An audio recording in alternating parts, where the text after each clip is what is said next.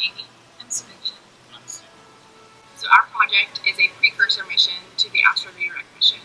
Our job is to go to an asteroid, survey it, see the chemical makeup, things like that, and send the information back so the asteroid redirect mission, which is NASA's future plan to go to asteroids, can be successful.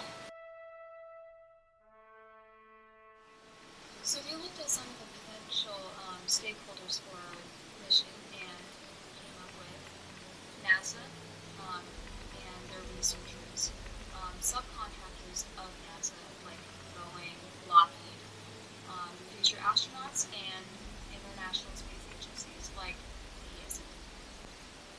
Some of the requirements we determined for our launch vehicle are that it must be able to send nominal data and system updates about once every second during the launch. It needs to be able to lift a payload, which is our small satellite of 200 kilograms and a payload volume of about 1.5 cubic meters. And it needs to be able to achieve a total change in velocity, which we will further from here on out refer to as delta V, of about 9 kilometers per second. So for our small sat, we determined that it must be able to send a status update once every hour during its entire time in space. It must weigh no more than 200 kilograms. It must be able to survey the asteroid we send it to for approximately a year and gather all the necessary science and have the instruments to do that. And it must also be able to survive in the hazardous space for approximately 3 years. So we looked at some potential risks our mission may face. For example, for the small sat, the electrical components would short circuit. It could have the ability to shed heat. There could be a solid wear and tear within the components of the small sat. It could experience slight atmospheric drag in orbit or layout. And it could be degraded by atomic oxygen within the atmosphere. But most importantly, our mission could face budget cuts.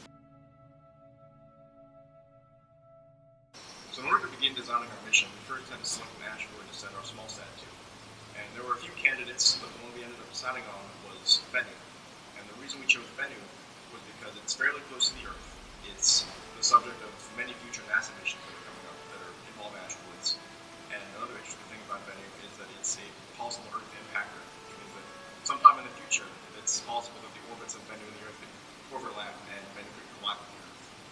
So it'd be interesting to know more about Bennu in this mission. And once we determined what asteroid we were going to, we had to determine what sort of science instruments we wanted to bring in our payload. And in order to determine these, we did similar missions that are doing similar things on asteroids. And the main one we focused on was OSIRIS-REx, which is a future mission that NASA is planning to conduct research with asteroids.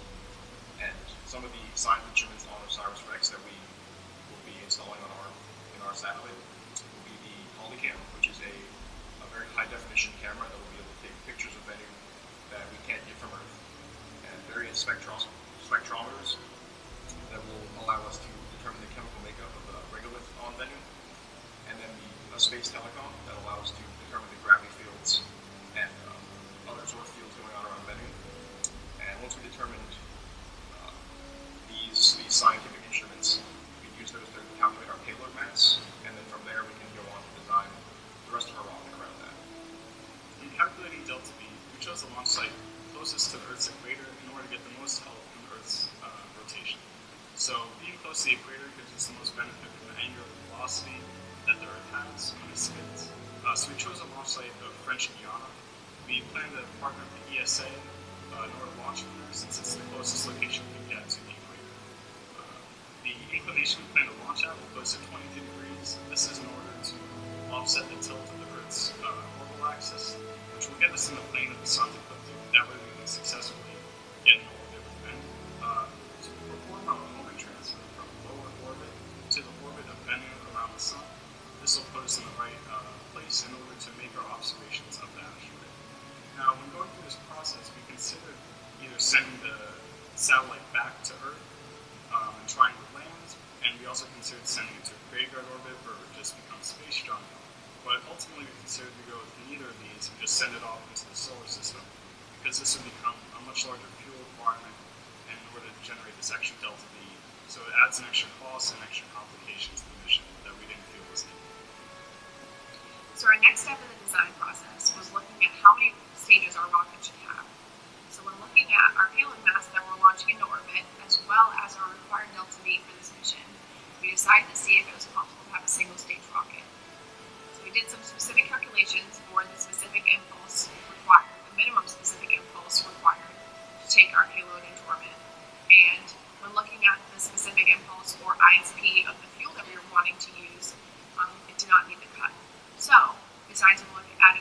rocket and a 3-stage rocket, and which one would be better. So while technically a 2-stage rocket is feasible, we decided to go with a 3-stage rocket because ultimately the 3-stage rocket has less mass than a 2-stage rocket would.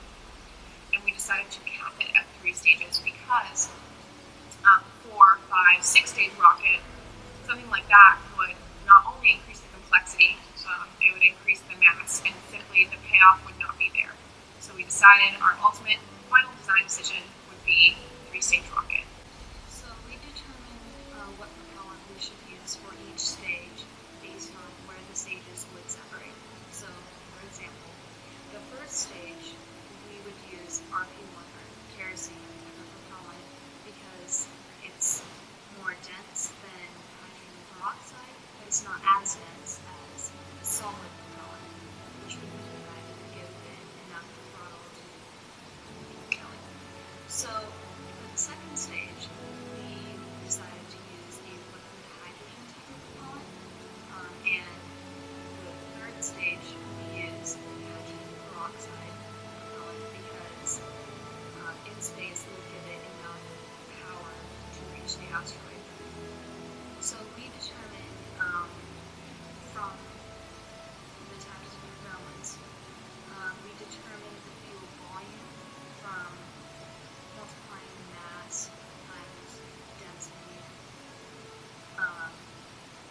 for each propellant, and for the payload volume we looked at similar missions going to the asteroid or other asteroids. As you can see here in our CAD model of our multi-stage rocket, at the tip we have a fairing. Below that comes the satellite itself, followed by the third stage. The third stage fairing covers the third stage nozzle, and then we have the second stage. Likewise, the second stage fairing covers the second stage nozzle. And then finally we have our main stage, also called our first stage. So as far as what we learned throughout this whole process of designing our launch vehicle and small sat, we learned that the design process is iterative in the sense that the first solution isn't always the best, and that it normally takes many, many tries before you eventually arrive at something that you're willing to proceed with to define the project. We've also learned it's extremely important to develop specific requirement statements. Usually your critical design decisions stem from these statements, so if they're very vague, you'd have a lot of trouble continuing on with your design process. We also learned how important it is for us to consider our stakeholders. We also learned what exactly a stakeholder was and what we needed to do to make them happy. We also learned some basic rocket science. We learned how to calculate the delta V that a rocket needs to reach its final destination. We learned how to stage and size a rocket, and learned what different propellants to pick when designing the rocket. So now we can call ourselves rocket scientists.